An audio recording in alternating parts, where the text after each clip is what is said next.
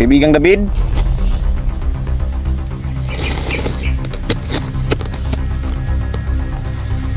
Wala. Si Kaibigang David mga kaidol mo, nagpakita sa atin. Wala.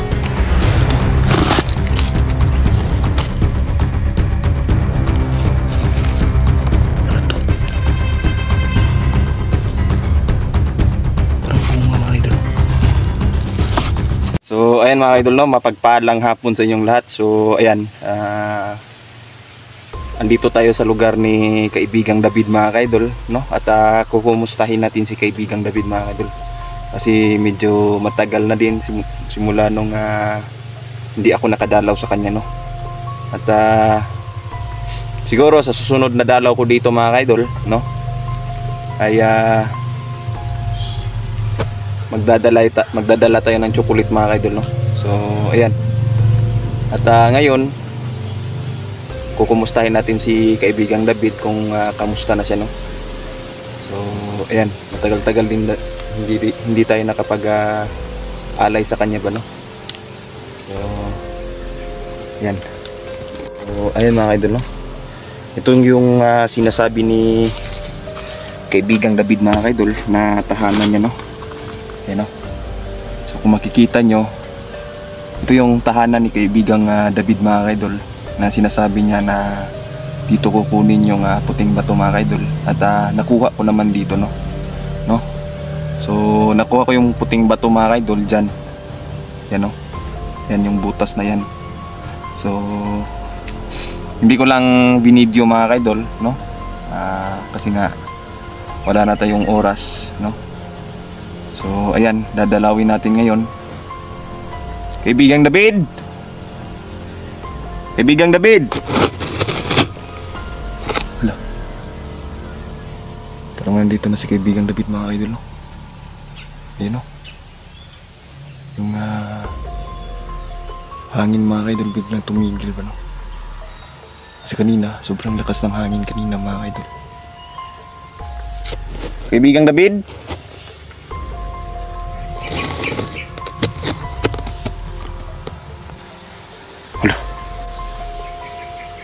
Kaibigang David mga kaidol, no, nagpakita sa atin.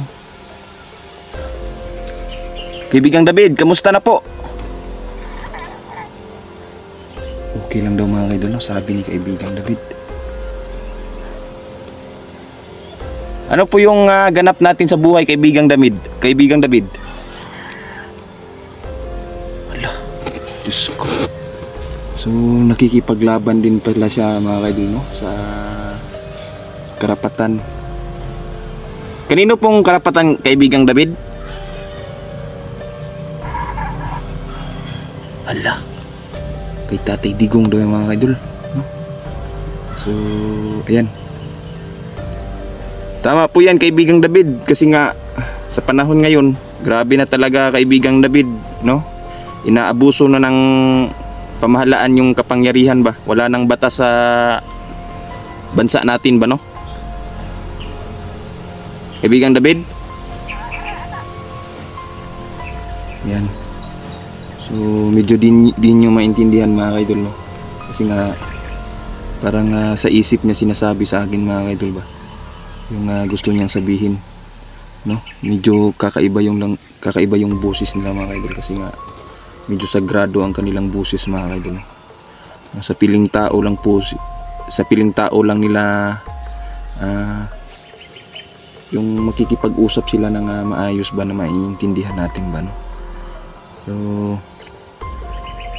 kahapon Kaibigang David, pumunta ka dun sa rally dito sa ano, para sa prayer kay dating Pangulong Rodrigo Duterte. Ayan, sinasabi ni Kaibigang David mga idol, dumalo pala siya mga idol. Ayan, so solid supporter pala to si Kaibigang David, no, kaya Pangulong Duterte mga idol, no? So Kaibigang David, ano yung masasabi mo ngayon sa pamahalaan natin? Ayan, ano yon? Diyos ko, mag-iingat daw tayo mga kaidol, no? Kasi laganap talaga daw yung droga, no? Simula nung si Bongbong na yung nakaupo dito. Diyos ko.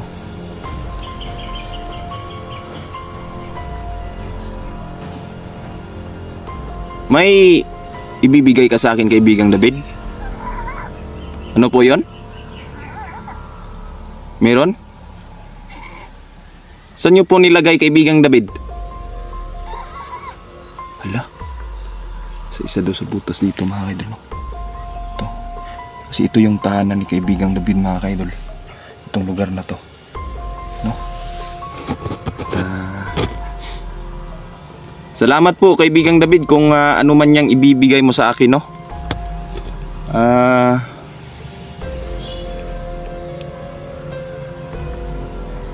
Asa na po si kaibigang Pasiritos, kaibigang David? Ano po yon? Hala, pinuntahan lang daw si kaibigang Pasiritos mga kaidol. So, ayan. Talagang napakabuti ni kaibigang David mga kaidol, no? Dahil sa tinutulungan niya yung ano mga kaidol ba? Nahihirapan, no? Kasi kakaiba yung karisma itong si kaibigang David mga kaidol. Dahil talagang tumutulong siya ba, no? Sa mga nahihirapan. Lalong lalo na ngayon na marami nang gumagamit ng droga, no? Mga drugs. Kaya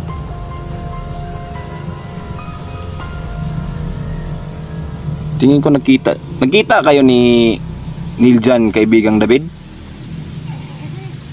Kailan yon, kaibigang David? Nung isang araw? Dinalaw ka ni Niljan dito?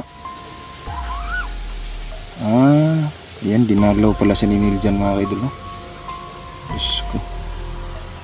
Ano pa yung sasabihin mo, kaibigang David? Ano yan?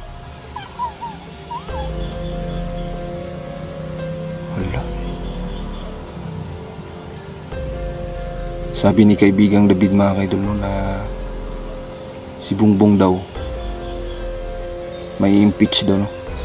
Yun yung sabi ni kaibigang David sa atin ngayon. Ano yung sinasabi nyo, kaibigang David? Ala, Diyos ko. Yun daw mga gahaman sa kapangyarihan ngayon mga kaidol. Magsisisi daw sila, no? Sabi ni kaibigang David. Kanino nyo po nalaman na ano, ma-impeach to si President Bongbong Marcos, kaibigang David?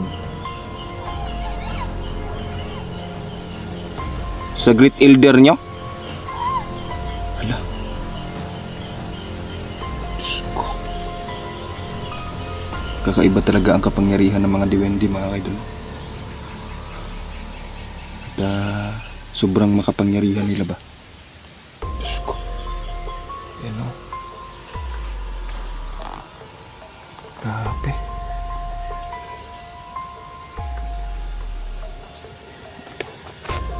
Nararamdaman ko sa lugar na ito mga kaidol na parang nagagalit yung kalikasan mga kaidol, no?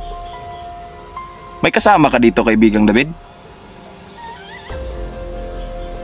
Mga kapatid mo na diwende? Kaya pala nararamdaman ko mga kaidol, no? Na parang may nanunood din sa atin ba?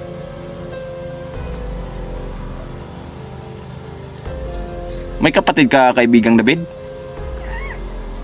Mayroon pala siyang kapatid, no? Diyos ko. Parang nag-umuning yung mga ibon mga kaidol. Ayun, naririnig niya. Aalis ka na, kaibigang David? Wala. Aalis na daw siya mga kaidol. Sige, sige kaibigang David, at mag-iingat ka sa patutunguhan mo. Kukunin ko yung ibibigay mo sa akin ngayon dyan sa may butas, kung saan ko kinuha dati yung puting bato na ibinigay mo din.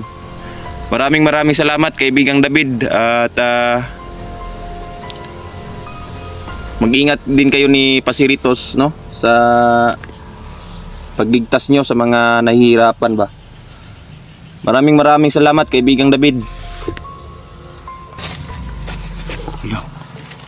Biglang nawala mga kaidol. Sa akin ilagay ni kaibigang David, no, sa grabe yung katangyarihan ng mga dibindi mga kaidol.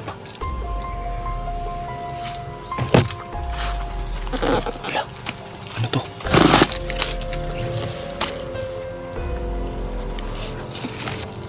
Ano to? Parang bunga mga kaidol, no?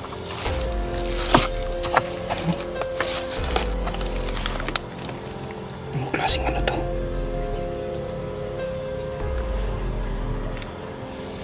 Ayan. So, binigyan ulit tayo ni kaibigang David, no? Hindi ko alam kung para saan to. Pero sinabi niya sa akin kanina na ilagay ko lang daw to sa damit ko, no? Kung saan kung ano yung susuotin ko, magbibigay daw to ng protection mga kaidol. Yun yung sabi ni kaibigang David. So, yan, hanggang dito na lang muna tayo mga kaidol, no? Sa wakas, nakadalaw din tayo kay kaibigang David mga kaidol. At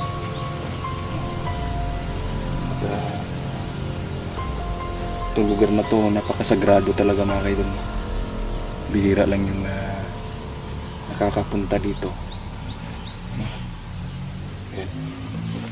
So, God bless, no? Hanggang dito na lang muna tayo mga kaidol. Thank you.